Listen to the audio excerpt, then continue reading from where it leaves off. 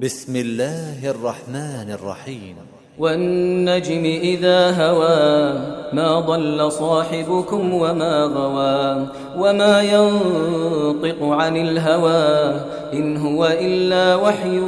يوحى علمه شديد القوى ذو مرة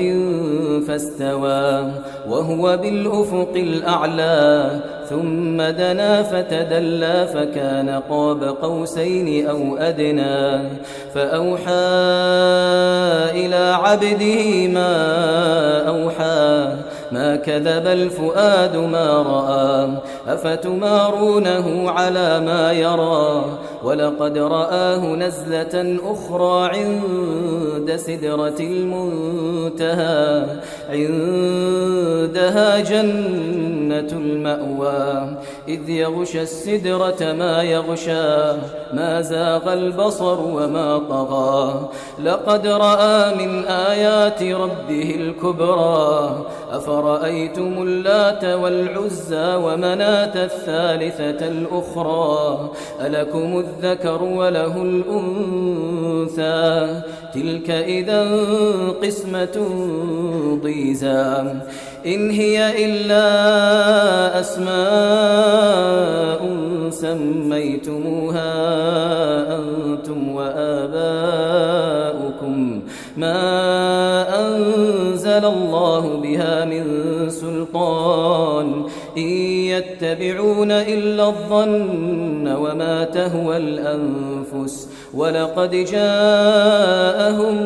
من ربهم الهدى أم للإنسان ما تمنى فلله الآخرة والأولى وكم من ملك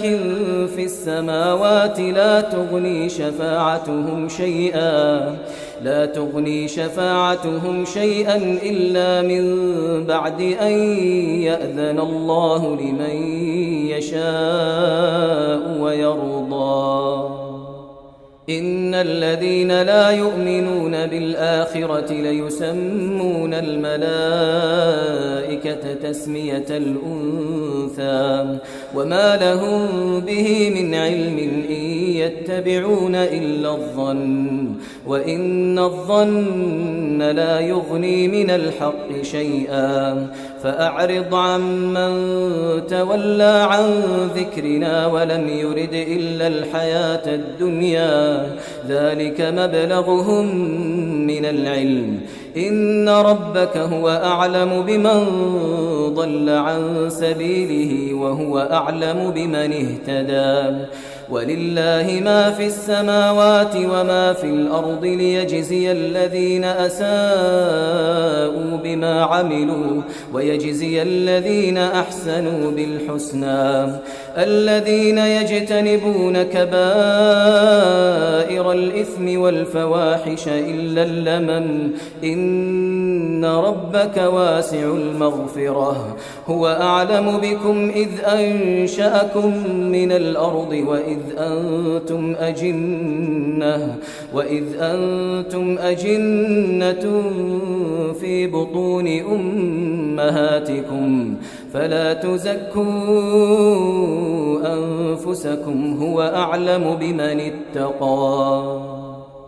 أفرأيت الذي تولى وأعطى قليلا وأكدى أعنده علم الغيب فهو يرى أم لم ينبأ بما في صحف موسى وإبراهيم الذي وفى ألا تزر وازرة وزر أخرى وأن ليس للإنسان إلا ما سعى وأن سعيه سوف يرى ثم يجزاه الجزاء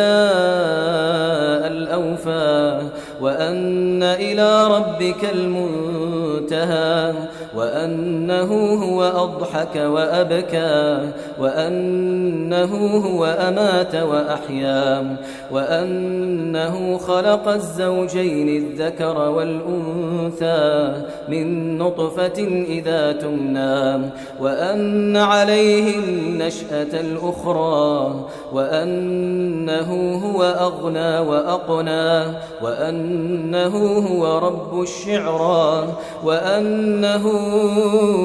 أهلك عادا الأولى وثمود فما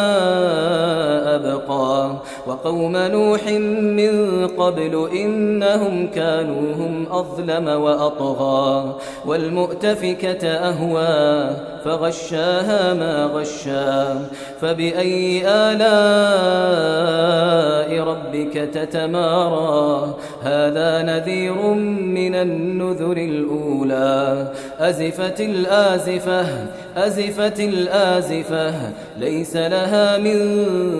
دون الله كاشفة أفمن هذا الحديث تعجبون وتضحكون ولا تبكون وأنتم سامدون فاسجدوا لله واعبدوا